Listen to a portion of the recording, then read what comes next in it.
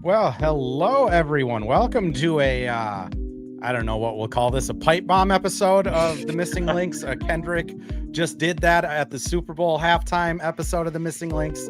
Ant said, what was Ant's quote? I don't know which one. Which one are you talking about? Now I have to look it up. Now the whole podcast is off to the start that we have come accustomed to here at the Missing Links. We're on brand. We're on brand. I'm here. It's not good journalism, but it is journalism.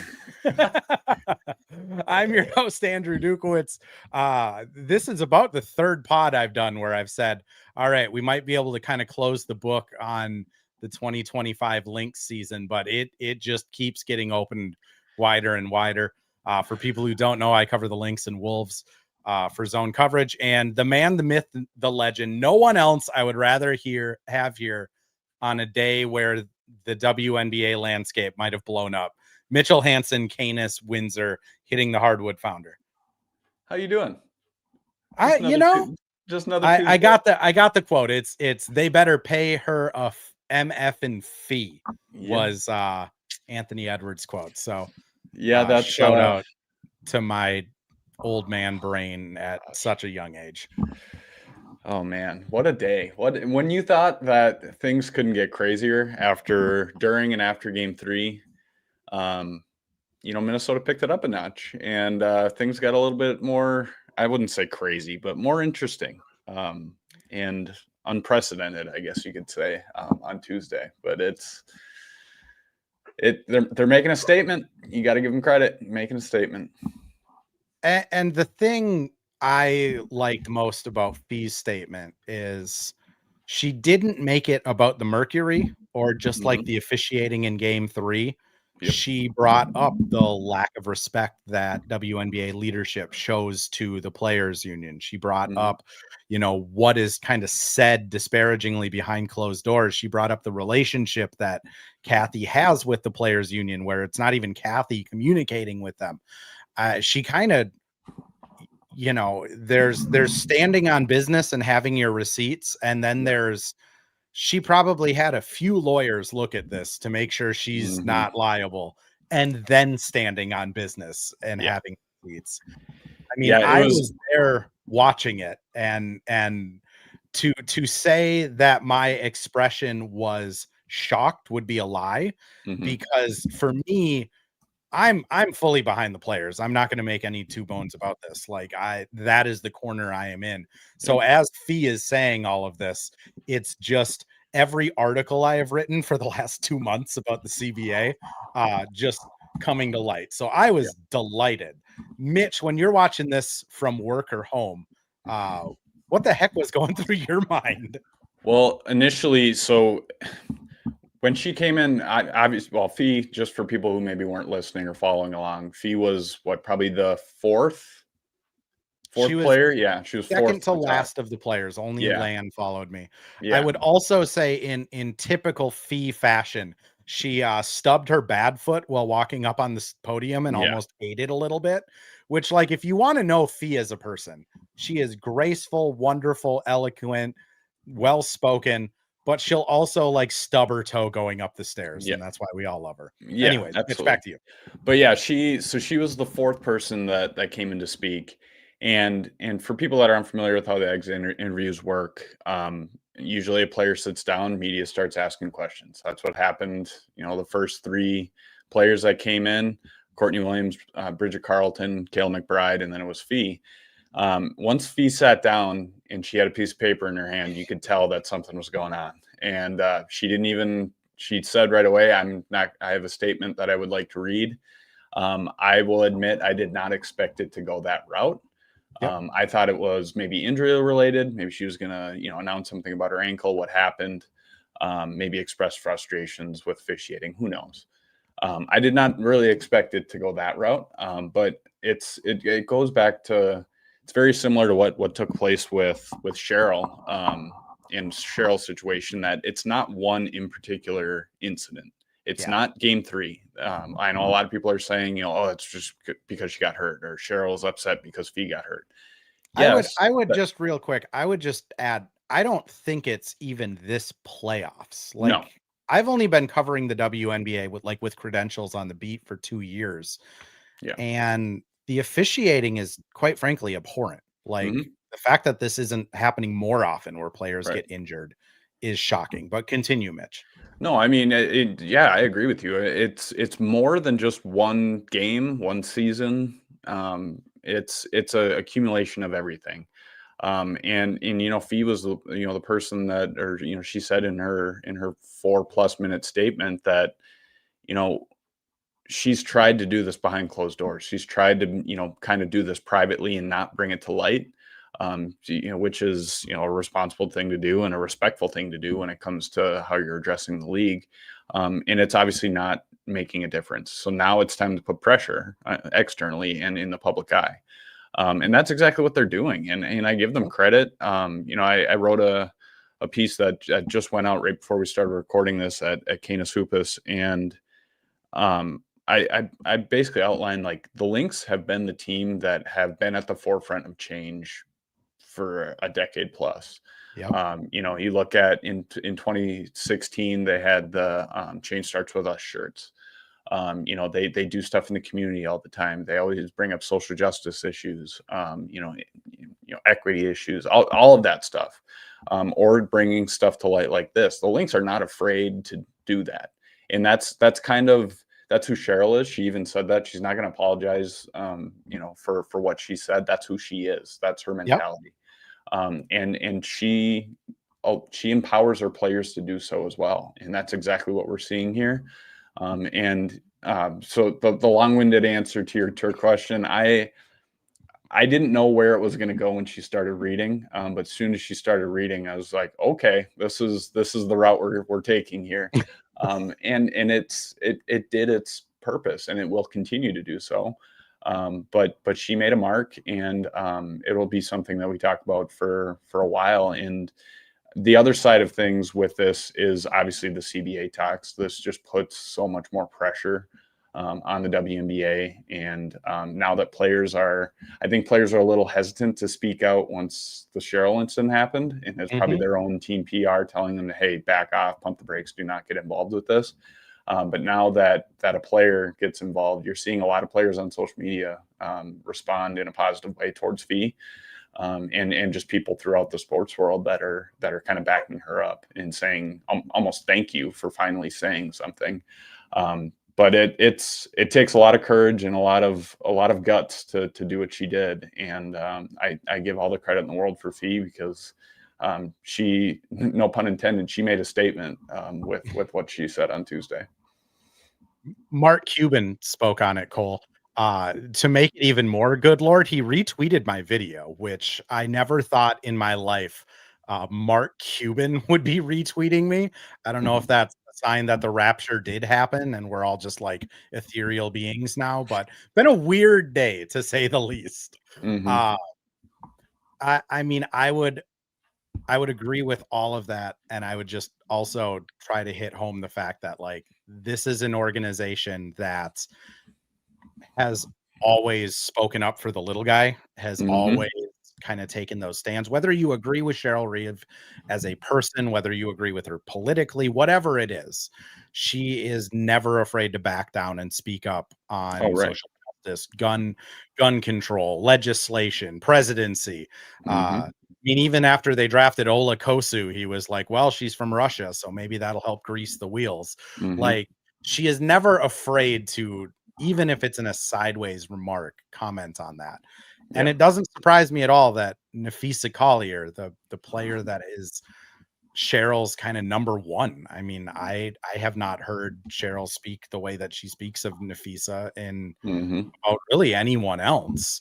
It doesn't surprise me that it's Phee that's the one that's willing to do this. Right. And I think what's interesting is, there are already people trying to frame it around, she's the co-owner of Unrivaled, or, she's the Players Association. She has to do this. I mean, she made very clear during that press conference that she was speaking on her own behalf, not on the Mm-hmm. players, that this is her truth and has nothing to do with it. And But that the that is people that also, if I could just yeah, interject quick, that's also what makes her so powerful too, is because she yep, does the impact. She has the influence of Unrivaled. She has the influence of being the voice, one of the voices of the Players Association. Like, she has that influence. That's why it's so important that she did it. But continue. I definitely agree with that point. I was just going to wrap it up by saying, Phee says this, and because it's coming from Phee, like it's so powerful because like it's Phee, right? Mm-hmm. Like it's the lovable goofball of the WNBA that's just really good at basketball, graceful with everything. So when people are making these, oh, she owns Unrivaled, that's why she's saying it. There's almost twice as many people that are saying you're dumb, stop talking about that. That's not the Mm-hmm. point of this. Which it's very rare to have like Twitter on the same side as somebody. And like, I don't know, it's almost been uplifting today. And because like the humanity of it is all focusing of like, yeah, Fee's right. Like, what are you going to do, Kathy? That would be my next question for you is just, I'm sure you've seen Kathy's response. To say it's lackluster, I think would be understating it. But first, I do want to Maynard says in the chat, Andrew is trying to transition to the Wolves and the Lynx just won't let him. I can't tell you how weird it is to go from a Lynx press conference exit interviews to a practice scrum where everybody's talking about the Lynx. All the Wolves writers, Wolves players, like this was top of conversation today. Yeah. And boy, is that weird. But what did you feel Kathy's response was? A scale of 1 to 10, maybe. Let's just say I was disappointed. Yeah. I don't know if looking at the response that she said or the statement that she said now, I think it would have been better off just not saying anything and then coming out and doing an interview maybe before one of the finals games or something like that. Yeah. Or even sitting down with the network and having a one-on-one conversation. I think Rachel that Nichols would not be opposed. Yeah, exactly. But you look at both instances, and I wrote this in that piece that I just mentioned or referenced before at Canis Hoopus that just went out. The league's response to both situations, and those being Cheryl Reeves' Game 3 and Napheesa Colliers' comments today, they're both. They don't. I'm not saying they need to have the answers, but they don't address the issue. They don't address what each coach and player has said in what they're talking about. You look after Coach Reeve made her comments. The league didn't say anything. They just handed a fine and a suspension and moved on. Now, Napheesa Collier says something. They issue a kind of a ho-hum. Kathy issues a ho-hum statement. That doesn't really do anything. And I don't think anybody's asking for them to have the answers right now, but just acknowledge that this is something that needs to be fixed, because that's something that the league has not done. They have not even hinted at the fact that they're looking into something with officiating. They keep saying, "Oh, we have the players' safety and interest in mind," and whatever. No, that's not true. But it's I don't know. I think that it's not always good to say something if it doesn't actually make a point and serve a purpose. Like, just don't say anything at all at that point. I remember way back in the day before I flunked out of business school and then got into nursing, and now I'm a journalist somehow. I don't know, weird path. I remember way back in the day, back in business school, I had a business administration teacher, Tom O'Brien, I think his name was. Shout out Tom O'Brien. Great name. But he had said that like one of the best things he's ever learned is when a customer complains, before you ever respond to it, you just repeat the complaint back to them. Yep. And I think in my marriage, that has been great advice. I think in my work life as a nurse, that's been great advice. When I was, in nurse management, that was great advice. And I think if Kathy had just said, we understand that you're not heard and you're frustrated with officials, this off season, we intend to come together and try to come to solutions to this. Yep. No, exactly. And different conversation. And I think it was more, she had that, for lack of a better term, oh shit moment. I need to make a statement now. Like, it's getting to a point where I need to say something. And I don't think she really knew what to say. And that's Yeah. reflected in that comment. But I don't know. I agree with you. Like it's something that they could have just said, like, we'll have conversations this offseason. Let's figure out the CBA, and then we'll sit down and we'll talk about this officiating issue and what issues are at stake here.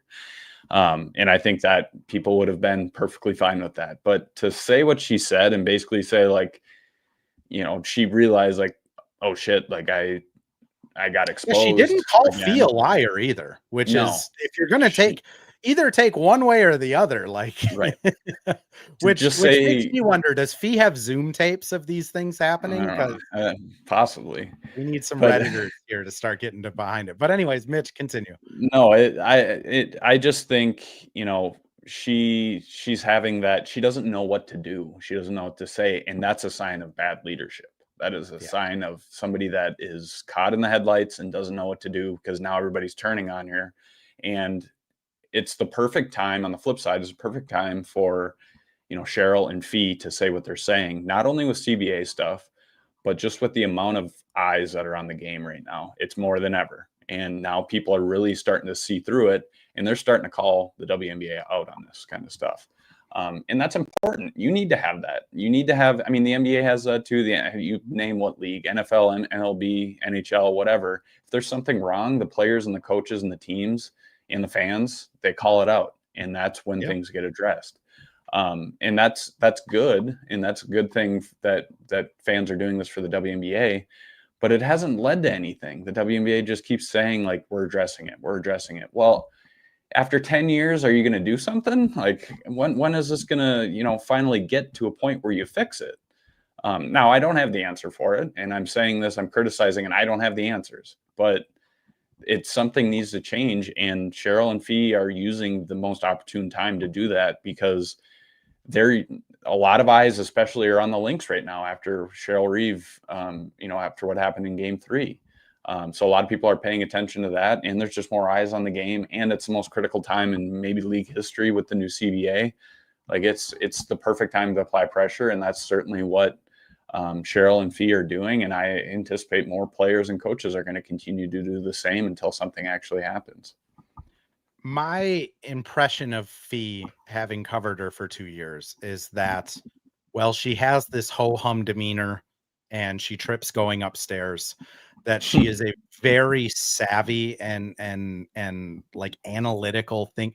I say this to say, like, I would be shocked if Phee didn't reach out to, Oh, I yeah. mean, I know she told her team. Cheryl says that Phee didn't have a conversation with her, but we'll let that one play out. Yeah. But I would be shocked if Phee didn't ask Caitlin, like, "Hey, I want to use you in this," or reach out to Asia and say, "Hey, you guys got Game 5 tonight. This is happening." Like, Yeah. I Well, it's I the same think. thing, like, with the sorry to interrupt you. Oh It's yeah, of course. the same thing with, the shirts that pay us what you owe us at the All-Star game. Like, it was a collaborative effort, and Phee being a part of that players association and having such a big role in that, she definitely reached out to at least those close to her in that circle, to ask them what they thought of it, because it goes well beyond her. It could impact what she says in this statement, could have impacted positively or negatively the CBA talks. So that's definitely something I think that, to your point, that she brought in other people on, just to at least consult with. I just don't think this was a heat of the moment decision. I Right. mean, I think whether she had the entire thing typed out before Game 3 or Game 4, we'll never know. But Hmm. I think this is something that Phee has probably been sitting on, wanting to do at an exit interview or a big stage for a while. Hmm. And I mean, I think it's also no coincidence that Alana Smith was the only player to follow her. Yeah. And when we asked Lan about it, she was like, "I'm behind Phee 100%." Hmm. I'm not saying like the players that went before her didn't have that same sentiment, but I think it's just powerful that, your co-defensive player of the year is going, "Preach," you Yeah. know? Yeah. Um, No, I there was agree. a comment in here, I think it was from Cole or Andrew, which I'm sorry if I'm forgetting which one of you sent it, but appreciate you both. Do you think Kathy will step down? Do you think this is a situation where Kathy gets pushed out by the owners. Because if Mark Cuban's tweeting it, the other rich guys are seeing it. I could see it being where she's maybe pushed out. I don't think she'll step down voluntarily. Now, I'm not calling for her job. I'm not, saying she deserves to be out, whatever, whether I believe it or not. But I could see if she is if replaced or kind of pushed out, it would be the decision by the owners. And that'll be interesting to see how that plays out over the next couple months. Especially with the owners having a say in the CBA. At this time, at this point, like, do they want somebody else to come in there and help with these negotiations and take over that spot? They have the right and the ability to do that. Now, Kathy's not going to voluntarily go, step down and just be like, all right, I'm done here. Let's pass it off to somebody else. That won't happen. That's just not who she is. But I could see it. I don't think it's likely, but I could see it. It's very, very rare for that to happen in any sport, in any league. But it could happen, and I don't think you can rule anything out, especially at this point in time. If we weren't dealing with a new CBA, I'd say no chance. She would stay in her role. But with a lot riding on this off season, you never know. Anything could happen. I agree with you that I don't think she'll step down. I preface this by saying I've never met Kathy, never talked to Kathy. Would love to if she was in town and wanted to talk. The couple times she has been in town, scandals occurred, I believe. One with the Vegas and another one. So I have not had the pleasure to even ask her a question at a press conference. So I'm kind of like you. I genuinely don't. Once I meet someone and talk to them, I feel like I can say my opinions on them, but like, I'm not going to say that she deserves to get fired or something like that. I will say owners pay attention to this stuff, and owners know that Phee is a big part of the reason they are making money. Obviously bringing up Caitlin Clark by Phee, I think was intentional as well. And I think that she probably got Caitlin's blessings to do so. I'd be shocked if Phee didn't. That's just me speculating, knowing Phee as a person. But I think the names she dropped with Angel, with Caitlin, bringing up kind of the disparaging remarks, bringing up that behind closed doors nothing is happening. I think owners are going to hear that, and they're going to look at this USA deal that was announced today, the Disney money, the Amazon money, the ESPN money that's coming in next year. And kind of to Andrew's point here in the chat, a lockout would hurt both parties. And I think it would. I think it's going to be tough to come to a deal. But at the end of the day, I think the owners realize that if they lock out, they are leaving hundreds of millions of dollars on the edge. I do want to get your thoughts quick though, because I know you're on a deadline to go mow lawn. Which shout out Mitch, who mows his own lawn. I also don't. My wife. You made me sound like I'm like 55 years old, and I got to go grill and mow my lawn. Those white New Balances, and he's gonna paint them green today. I do. Cheryl kind of unprompted at the end of her press conference gave Lori and A-Rod a really good shout out and vote of confidence, which I'll be honest, I was not expecting. I don't really know how that relationship is, but for Cheryl to go out there and say, A-Rod and Lori, I'm really excited to work with them. This is a new era. They support the team. I thought that was meaningful because she didn't have to do that. Yeah, no, I agree. Whenever Cheryl kind of goes out of her way like that to do something, I think it's noteworthy. And honestly, Cheryl's been supportive of them throughout this whole process. She's spoken highly, whether she, strongly believes it or not, or if she's telling the truth or not. She's spoken highly of their involvement and their interest in the Lynx and in their meetings that they have regularly. I know a lot of people on the outside see A-Rod and Lori as, being very involved with the Wolves, which they are, and that's great.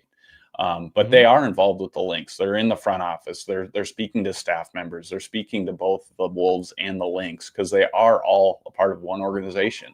And they are very supportive. I mean, you don't see a lot of, I mean, you do see owners, but let's say the previous owners of the Timberwolves and Lynx, you didn't see them, you know, You saw publicly them coming. courtside. That was all. Yeah, Let's exactly. just call it what it is.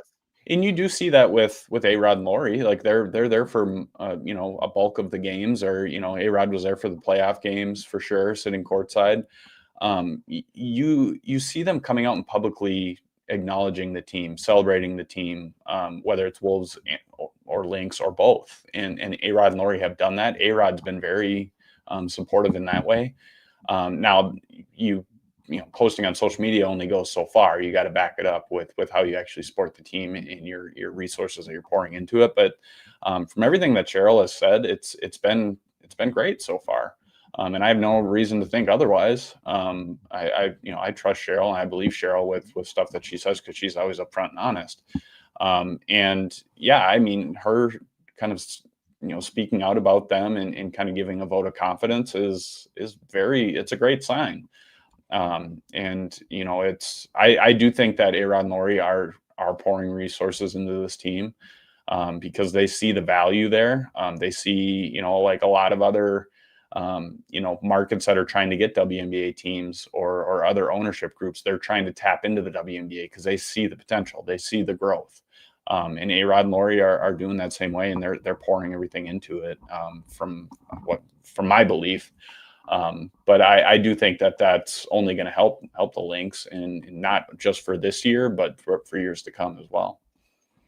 I completely agree. I've been impressed with them this season. I think I would say, especially around the Lynx, like they've been at more games than I think people would know. They don't go on the Jumbotron anymore. So a lot of times It's just A-Rod standing in the back tunnel or Mark Laurie wandering around. But part of it is when you're looking at like return on investment, right? Like to have the Lynx, who are kind of like the Ferrari of the WNBA. They have, the awards, they have the championships, they have the Cheryl Reeve, they have the, runner up for MVP the last 2 years.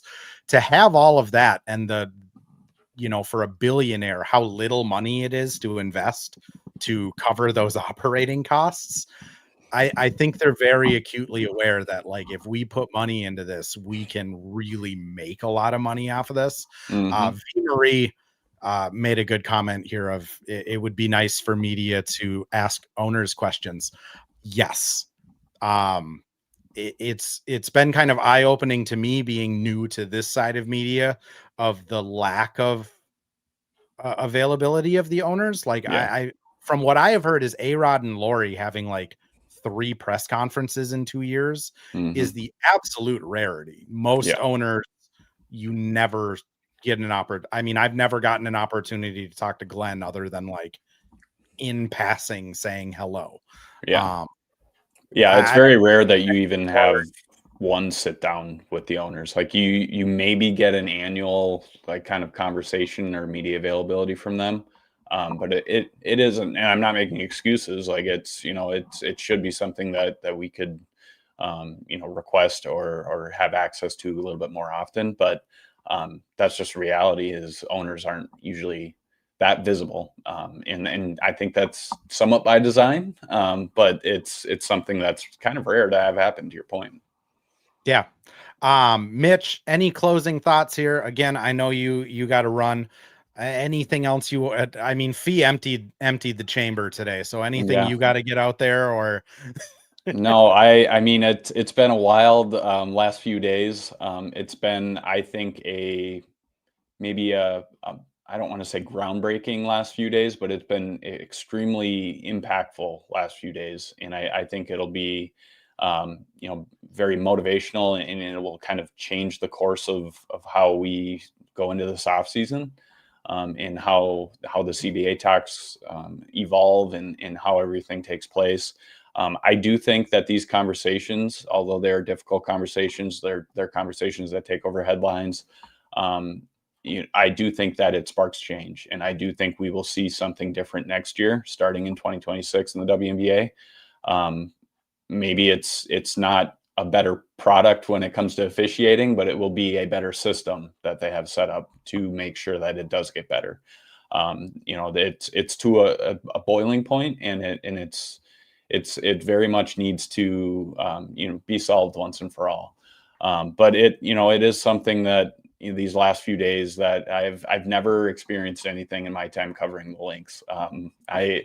I thought Cheryl, like I said earlier, I thought Cheryl's game 3 kind of outburst in her post game comments.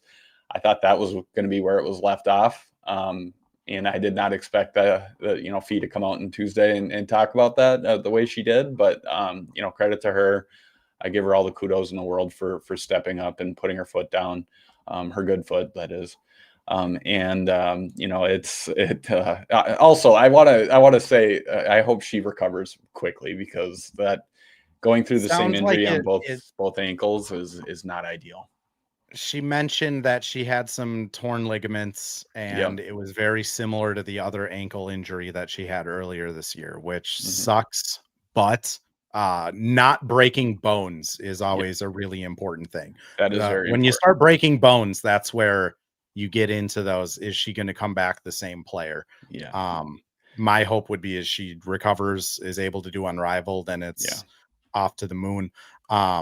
Last thing I do want to just mention, I mentioned it a lot of just Lynx fans. You guys are awesome, but Yes, being at those exit interviews, it is really remarkable how much the players not only like appreciate Lynx fans, but they connect with Lynx fans. I mean, they notice that.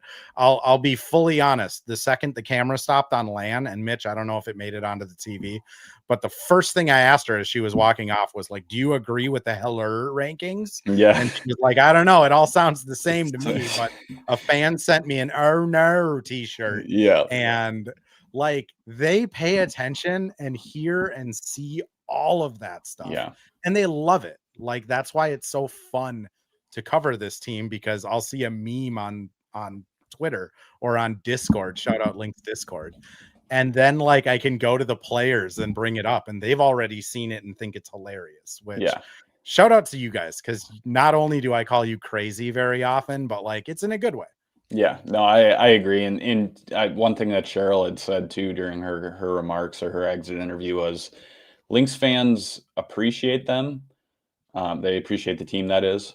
They like watching them, and they can identify with them. And I thought that was something that really resonated with me when she said that, because there is a unique relationship between Lynx fans and the Lynx players and team and coaches that you don't get anywhere else, I don't think. You get it at maybe like a college level or something, but at the pro level, it's very rare to have that kind of relationship with the team. And that's credit to the Lynx for being themselves, for being open, for being available, for to be relatable, and that's exactly who this team is. And it's been a crazy year, for the media, or for us specifically. I'm appreciative for Lynx fans for following along all season long. We will obviously have more as the off season unfolds, because it is a big off season, obviously. But Lynx fans never disappoint. You guys always show up. You always show out, whether it's at games, whether it's for listening to talking heads like us on these streams or on podcasts, reading our content that we write on websites. Like it's remarkable, and we couldn't do it without you guys. And we say this all the time, but we do this because Lynx fans deserve it, because WNBA fans deserve it, because there should be more of this stuff. Like you said, it's journalism. It's not good journalism, but it's journalism, and we're glad that you guys tune in. So I just want to say shout out to Lynx fans, to WNBA fans who tune in, who support, who continuously show up, because we couldn't do it without you guys. And we really, really appreciate everything you guys do for us. Mitch, we have a sponsored network because Lynx fans are awesome. Like that's what it comes down to, is like none of this is possible without Lynx fans, WNBA fans. I mean, if you would have told me 2 years ago that like we'd be doing this, not only just you and me and Terry together, but like there'd be a podcast that people listen to about the Lynx, I don't know if I would have believed it, but here we are. 686 people came by today, by the way, which is wild. We hit a peak of like 30 on YouTube at one point listening at the same time, which is wild. And I will just say we do plan on having a more season ending, tie a bow on it type of episode with, you know, Mitch, Terry Horseman of the Nine, and myself.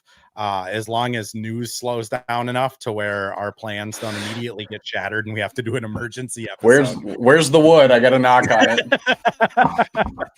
But for people who want to follow me and kind of keep following over the winter, I am going to be doing Wolves stuff. The Missing Wolves is the Wolves version of this podcast. I am having Chris Hines from the Star Tribune on tomorrow. Mitch is the WNBA aficionado. He'll be doing stuff WNBA all season. I'll have some bonus episodes of this coming out, but for everyone who's joined in, we appreciate you guys. And until the next time, hopefully nothing else crazy happens and we can all decompress at a Lynx block party tonight. We'll probably be talking here in a couple days when somebody else says something.